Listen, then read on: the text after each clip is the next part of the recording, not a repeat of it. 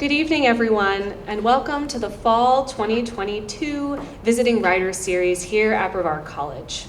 I would like to thank the Humanities Division and West Lecture Series funds which make this reading series possible. Introducing our visiting writer, Lucy Bryan, is Imani Singleton, who is a student enrolled in an Introduction to Creative Writing course, which Lucy visited earlier this afternoon. After Imani's introduction, Lucy will read from her essay collection, In Between Places, a memoir and essays, which is available for purchase from Highland Books just right over there, along with some really beautiful notebooks and pens. We'll conclude with time for Q&A and a book signing. But first, please welcome Imani Singleton.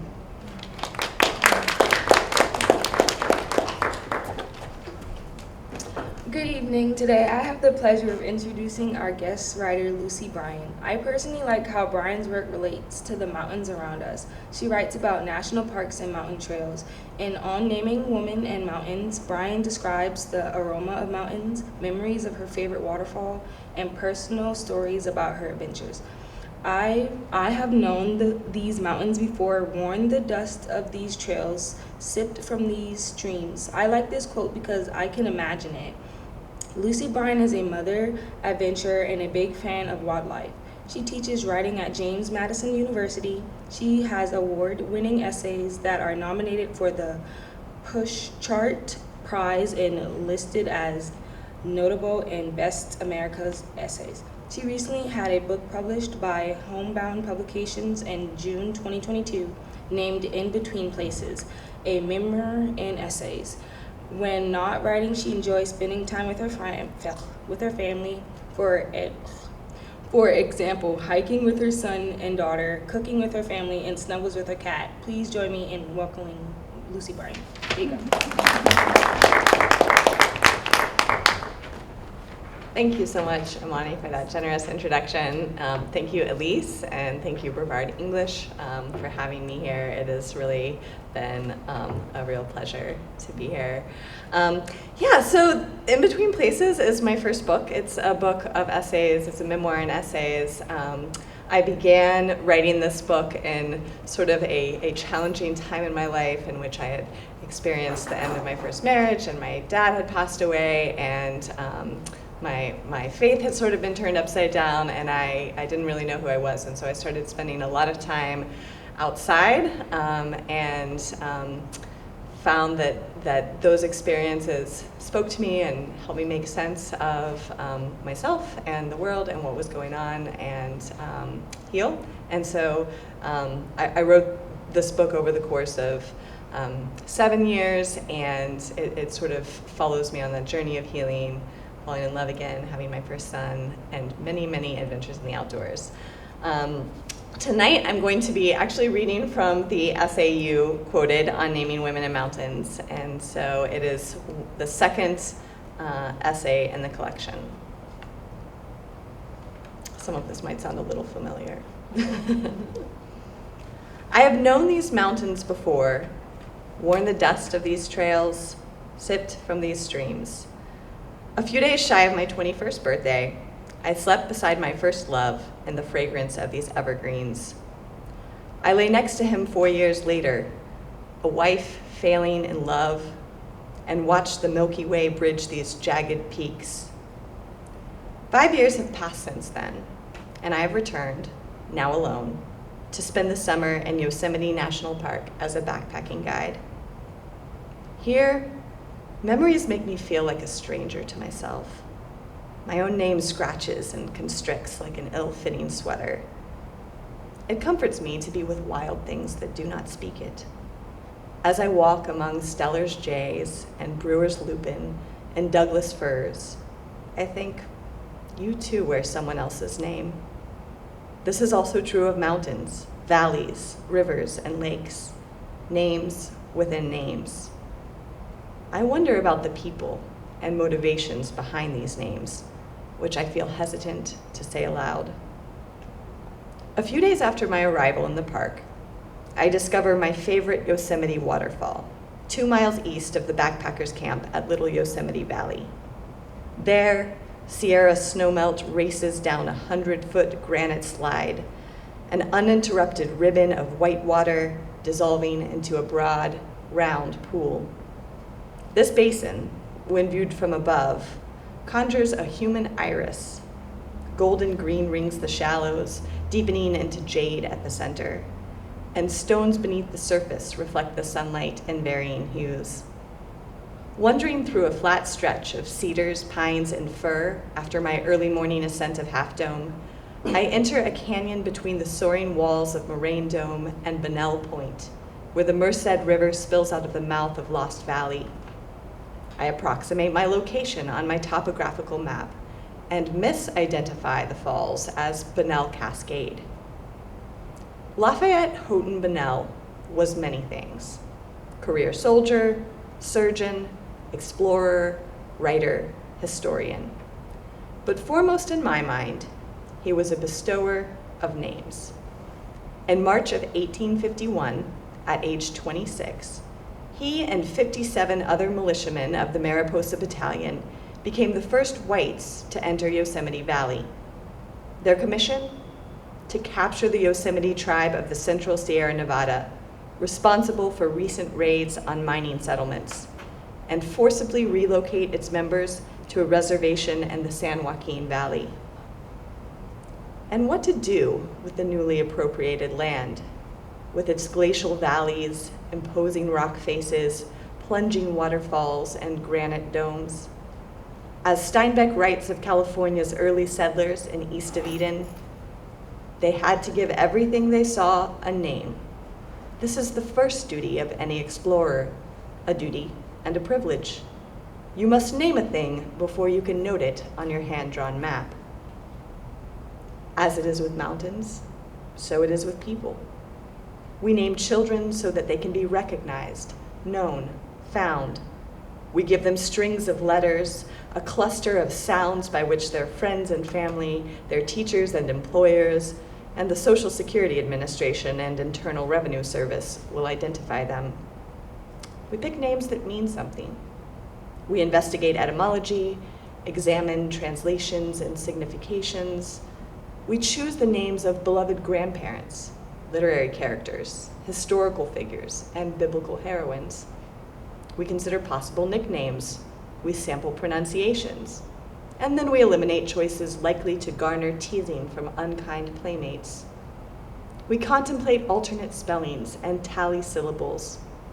According to our preferences, we choose names that are modern, popular, exotic, old-fashioned, or unusual. The names must be beautiful, must delight the ears, and they must fit. As it is with mountains, so it is with people. To name is a privilege and a duty. Lafayette Bunnell was nothing if not a man of duty. He executed his orders and, along with his fellow soldiers, assigned names. Half Dome, North Dome, Nevada Fall, Vernal Fall, the Three Brothers, Cloud's Rest. Before Bunnell came to me by way of a misread map, I made his acquaintance in several brief, glossy histories of Yosemite National Park, the kind found in brochures and travel guides. The physician adventurer held a certain charm for me then, as the excerpts most commonly drawn from his writings reflected a thoughtfulness uncommon among men of his time and ilk. Admittedly, I have a weakness for wanderlust-afflicted intellectuals. In his memoir, Discovery of the Yosemite and the Indian War of 1851, which led to that event, he gave this account. As the men of the Mariposa Battalion discussed what to call the wonderland they had discovered, a great many names were proposed, most of them romantic, foreign, canonical, and scriptural. A number of soldiers favored Paradise Valley, but Bunnell, according to his recounting of the conversation, suggested naming the place for its native inhabitants. I could not see any necessity for going to a foreign country for a name for American scenery, the grandest that had ever yet been looked upon, he wrote. Yosemite, it was suggestive, euphonious, and certainly American. Despite protests by several who expressed distaste at naming the valley after vagabond murderers, Bunnell got his way. On July 2nd, 1983, My parents gave me this name, Lucy Rebecca Bryan. My first name belonged to my father's maternal grandmother, my great-grandmother, Lucy Lucinda Collins. This is what I know of her. She was from Missouri. She earned a degree in journalism in 1912, an accomplishment I would replicate nearly a century later. Her family vacationed in Florida. That's where she met my great-grandfather Harry, the younger man she married in her late 20s. She called him dear boy in the love letters my father and his siblings discovered in an attic after a family funeral. And she died when my grandmother was only 16. Along with her name, I inherited 12 place settings of her silver, monogrammed with the initial we both share. Lucy means bringer of light. When I was a child and my father was particularly enchanted with me, he would address me by this Greek translation of my name. Rebecca is the name of my father's sister, whose red hair I've always admired. The name ornaments many branches of the Bryan family tree, back to the distant aunt who married Daniel Boone.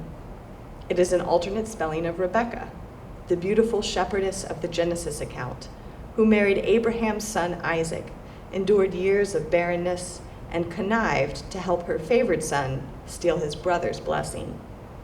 This woman knew what it was to be loved, and she knew what it was to suffer. She was a complicated woman, which endears her to me. Bryan, my father's surname, an Irish name meaning noble, a name taken by my mother, the final in the succession of names fastened to me at birth. After naming Yosemite Valley, Bunnell learned that the natives living there actually called themselves the Awanichi, dwellers of the Valley of the Open Mouth. The name Yosemite, meaning those who kill, had been given to the region's occupants by neighboring Miwok tribes who feared them. But Bunnell was disinclined to change a name he'd already assigned. As Yosemite expert Daniel Anderson has pointed out, it was common practice by European settlers to either ignore a Native American place name and rename it, or, as with Yosemite, to use another Indian word for a place name. Even so, Bunnell had a keen interest in learning the Awanichi names for the valley's features. In his memoir, he said he actively lobbied for the adoption of these names, but this proved to be a thankless task, or at least it was an impossible one. So, he dedicated himself instead to finding suitable English substitutions, often vetoing the fantastic and absurd names submitted by his companions, such as Giant's Pillar and Devil's Nightcap. Should I praise Bunnell's efforts? After all, he did preserve fragments of the language and culture of the people he had come to exile, vestiges that otherwise would have vanished. But I believe that the surgeon historian's obsession with place naming was not as innocuous as it seems. Bunnell's memoir records his initial impression of Yosemite Valley. Although I had suffered losses of property and friends, the natural right of the Indians to their inheritance forced itself upon my mind. He knew. The goodness within him rose up against the battalion's mission. What philosophical acrobatics he must have done to silence that inner voice. I believe that Bunnell's impassioned arguments for indigenous names were attempts at alleviating his guilt, that his preoccupation with those names allowed him to view himself as sympathetic to the Awanichi, when in reality, he was complicit in a campaign of genocide. I married my college sweetheart 3 weeks after my 22nd birthday, and according to custom, dropped my middle name and took his surname. I have a vague recollection of penning what would become my new name, Lucy Bryan Green, on a barroom napkin sometime during my engagement, writing it over and over again in loopy cursive. The image is so silly, so absurd, that I sometimes wonder if my memory swindled it from a cheap paperback. I am certain, though, that changing my name excited me. It symbolized a transition into adulthood. It meant that I would be a wife, would build a family with the man I loved. Besides, green had always been my favorite color, and my new name made a clever email handle for a budding environmentalist, Lucy B. Green. I dropped my given name without hesitation, without a second thought. A generation after the women's liberation movement, it didn't occur to me that an alternative existed. To put your name on something, whether a woman or a mountain, signifies ownership and proclaims dominion. Few of the white explorers who flocked to the Yosemite region intended to settle there. But that doesn't mean they weren't interested in cementing their legacies and fortunes by slapping the names of their heroes, their wives and daughters, and themselves on Yosemite's most prominent and beautiful geographical features. John Beck, an iron prospector, named Beck Lakes for himself in 1882. Homesteaders John Snyder and William Walker marked gulch, ridge, lake, and creek with their surnames. In 1909, Robert Marshall of the U.S. Geological Survey named Elizabeth Lake for his niece and Flora Lake for his cousin. He named Forsyth Peak for his close friend William Forsyth, acting superintendent of the park, and he named Mary Lake, Dorothy Lake, and Polly Dome for Forsyth's daughters. Charles Hoffman of the Whitney Survey affixed his wife's name to May Lake, which reflects the mountain bearing his name. In 1932, Al Gardisky named Odell Lake for a friend and Lake Helen for a lady friend. Park Ranger Otto M. Brown, who served as camp cook for Eleanor Roosevelt when she visited in 1934, named Ardith and Avenel Lakes for his daughters. Billy Lake, Bug Meadow, Cecil Lake, Ediza Lake, Gertrude Lake, Hart Lakes, Holcomb Lake, Laura Lake, Lily Lake, Lois Lake, Olane Lake, Rosalie Lake, Stevenson Meadow, Sullivan Lake, Ward Lakes, Weber Lake. Time has swallowed the stories of the people these places memorialize, but their names make a crowded cemetery of Yosemite maps. In 1906, the U.S. Board on Geographic Names attempted to limit the self-interest and nepotism inherent in place naming by implementing this policy. Names of living persons should be applied very rarely, and only those of great eminence should be thus honored. No personal name should be attached because of relationship, friendship, or personal interest, nor should names of obscure persons be given. Names of eminent men, now dead, may be thus perpetuated, particularly those of early explorers, naturalists, geologists, topographers, etc. The policy aimed to curb some of the basic human tendencies that attend the act of naming. Underlying each name is a set of values predicated on personal experience, cultural norms, and the desire for immortality. To name a place is an act of power, intrinsically self-interested. When my husband left me after nearly 6 years of marriage, everyone expected me to return to Lucy Rebecca Bryan. The lawyer friend who was handling our divorce called and asked me for my maiden name so he could submit the name change forms for me. I told him I wasn't changing my name. Why? Everyone wanted to know. There aren't any children, thank goodness, so no need to keep the name for the sake of unity. You're still young. You were a Bryan much longer than you were a Green. Do you really want to explain to future boyfriends that you still have your ex-husband's name? Besides, why would you want to keep the name of a man who walked out on you? Don't you know how much this pains your family? At the time I made the decision, I'm not sure I fully understood it. In the early days, I remember thinking that I couldn't bear to wait in line at the Social Security office in DMV. It seemed too punishing on top of all the paperwork, the meetings with the bank, the dismantling of the life we had built together. And when people asked, I told them I'd published as Lucy Bryan Green, that I'd already established a professional identity. That sometimes shut them up. The truth was more complicated. In my mind, Lucy Rebecca Bryan and Lucy Bryan Green represented two disparate identities. Lucy Rebecca Bryan was the girl who once argued that everything in the world was either black or white, right or wrong, self-righteous enough to think that she knew the difference. She was the teenager who sustained a series of flirtations in hopes of converting her crushes to Christianity.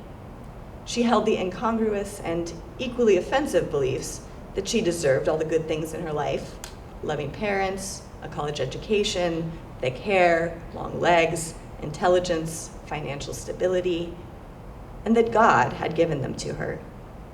It took my husband to drag me out of that box of my own making.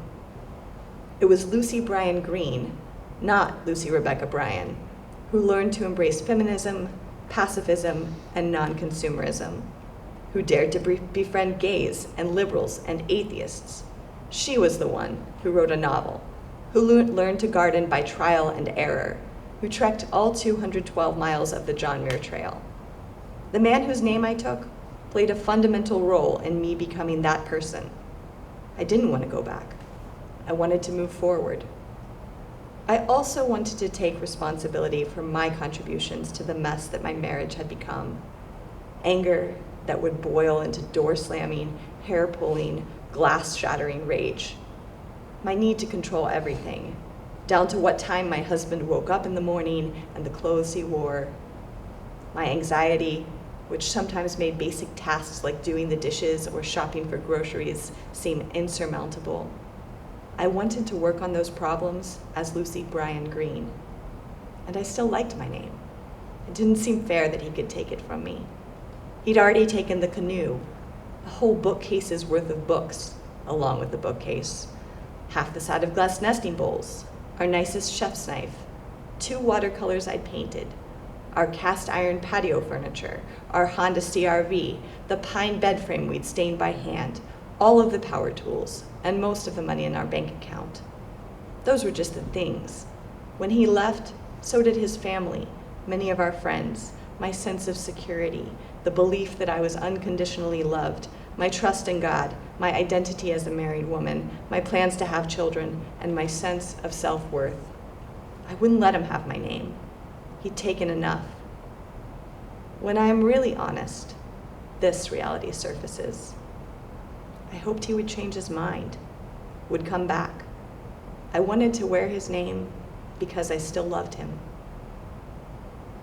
I like the idea of having a name that has emanated from me rather than been affixed to me like a cattle brand. What if we possessed names that reflected our identities, our personality traits, our physical attributes, or the events that formed us? This practice has obvious shortcomings and limitations. Brand new babies don't have much to offer in the way of distinguishing characteristics. I'm glad not to be stuck with, won't sleep through the night, or eats dirt. And on a practical level, surnames serve vital administrative functions. But it has been done. A 1907 text from the Bureau of American Ethnology describes a handful of Native American naming traditions, including naming people for dreams, noteworthy events, and personal qualities. The Maidu often called infants and children nothing more than child, baby, or boy until they were old enough to exhibit some characteristic which suggested something appropriate. In many indigenous cultures, people acquired multiple names and changed their names at critical epochs of life, such as birth, puberty, the first war expedition, some notable feat, elevation to chieftainship, and retirement from active life. I wonder if I would feel more at ease with my name if it were a recent acquisition, perhaps received on the summit of Cloud's Rest, or if I knew I wasn't stuck with it, that it would change as often as I did. I don't know what to do about my name. After a time of mourning and deep-dwelling pain and what felt like loss upon loss, something shifted, and I fell in love again. The man I love wants to be my husband, and I want to be his wife. So naturally, he thinks it's time for Green to go, and I think that's perfectly reasonable. Here is an opportunity for change. But I don't like my options. I can keep my ex-husband's name, take my new husband's name, or return to my father's name. Each of those choices perpetuates a patriarchal naming system that reduces me to property, at least symbolically. None of them will leave me with a name I feel is mine. A number of my married friends have solved this dilemma by joining their surnames in some fashion or another. That solution seems sensible, albeit clunky. But my fiancé is unwilling to drop his middle name, his father's first name, to adopt my father's surname. I envy Cheryl Strayed, who recounts her journey on the Pacific Crest Trail in her memoir, Wild. As she filled out her divorce papers, the surname Strayed came to her. She adopted it as a symbol of where she had been and what she had overcome. I have searched my memories, maps, even the dictionary for a word that fits my identity in this fashion. For the same reasons I haven't gotten a tattoo, I don't think this possibility will work for me. I know what it is to love deeply, so deeply that you want this person near you, as close as possible, for the rest of your life. I have felt this for two men, but not for a word, picture, or symbol. Really, would it be so bad to take my name? My fiance recently asked. Don't you want to be part of my family? The answer to the second question is easy. Yes, I love his family. The idea of joining it thrills me. But the answer to the first question isn't so straightforward. It wouldn't be a travesty to carry his name. It's an interesting name, and the old-fashioned notion of two becoming one still appeals to me. But I also feel an internal resistance, a need to create a protective space. I want a name of my own, a name not connected to any man, because then he cannot walk out the door with it. Yosemite and I, we're both trapped.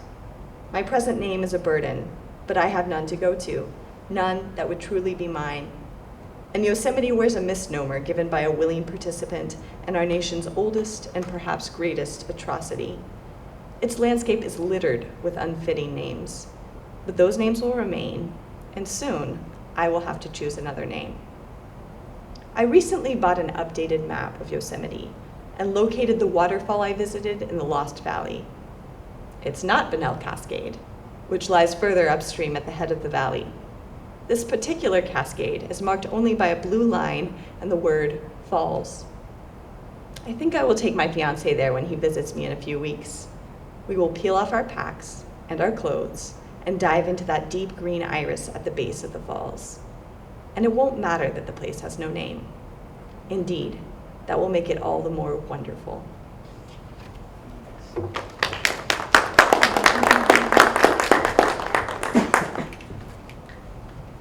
All right, so thank you so much, Lucy, for that reading. We're going to open it up now to Q&A. So if folks have questions, I'm happy to bring the microphone around so we can amplify those questions.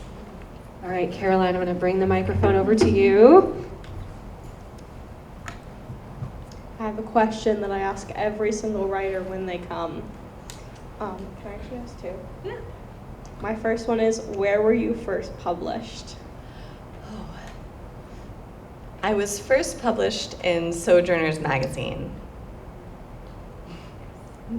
And the second one I always ask is, why did you put your title as you did? Are you asking my title for my book or for that essay that I just... For the book. For the book. So the title of the book is In Between Places, and there's actually an essay in this book called In Between Places, and it talks about a backpacking trip that I took with my little brother in Dolly Sad's wilderness. And we took this trip a couple of years after our dad had died. He was a sophomore in college, and I had just moved to a new town, Harrisonburg, Virginia, for a new job, and we both were sort of in times of transition and confusion and feeling lost. We also got lost on this trip. He vanished for 3 hours. I thought he was dead. And then ultimately at the end of the trip, the essay sort of closes with this image of us on this island in the middle of this river having this campfire. We're literally in between places. But this idea of being in between places emerged in that essay. And then I really started to see it as a theme throughout this book, that I was moving forward, but I was always in between places, and learning to sort of come to accept that in-between state has been an important part of my journey, and is now the title of my book. Thank you for that question, Caroline. Other questions?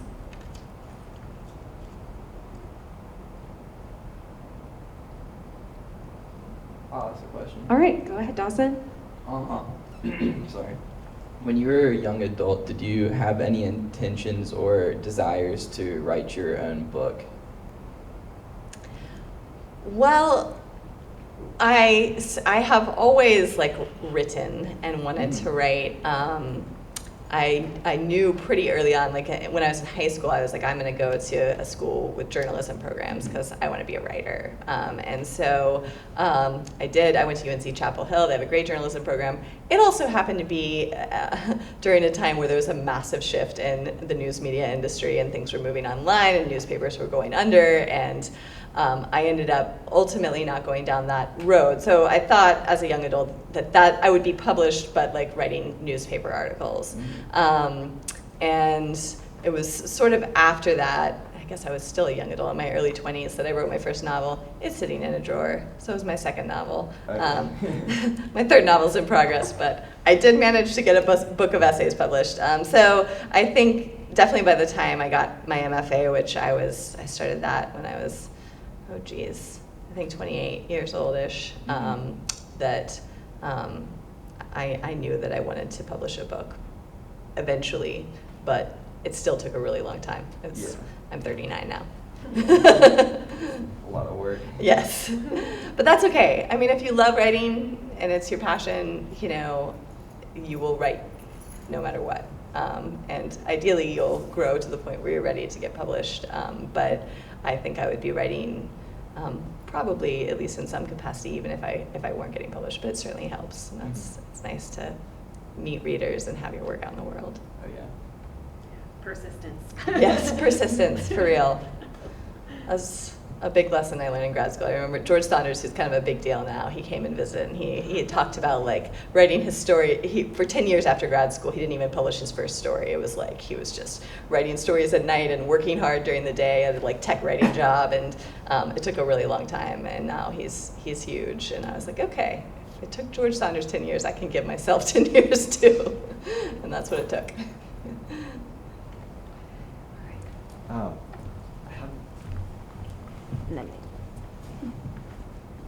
How do you know when you're going from working on discrete individual essays to working on a collection of essays? Was there a moment? Was there intention? Or is it, oh, look, there's thematic through lines going on? Yeah, I definitely did not like write the first essay thinking I'm going to write an essay collection. I wrote it like I need to figure out my shit, and so I'm writing an essay to do that. And so I probably around the time I'd published 4 or 5 or 6 of what's in this collection, I started to see like, okay, there's like a narrative arc that's happening here in terms of what's happening in my life, and then I also sort of, my shtick is like I'm going to this outdoorsy place, and this outdoorsy place is, I'm learning about in its history and whatever, and that's somehow speaking to something that's going on in my life. And so most of my essays have that sort of move, and so I realized, also that sort of fit together stylistically as well. But I'd say it's about probably halfway through this collection when I realized, all right, I've got the makings of a collection. I got to keep going. Thank you. Hi. Hi. I guess my question is really, during your process of going through, was there ever a moment where you were like, I don't know how I'm going to put this onto something? Because I'll phrase it like this. A lot of the times when I get upset, that's usually when I write a lot.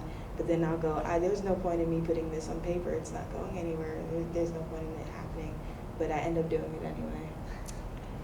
Yeah, well, I think we can write for a lot of different purposes, and I certainly, I journal as well, and my journal is a place to this is not meant to be pretty, I just need to I need to get it out, right? And so I think that serves one purpose, but I don't actually want other people to see that or read that. Writing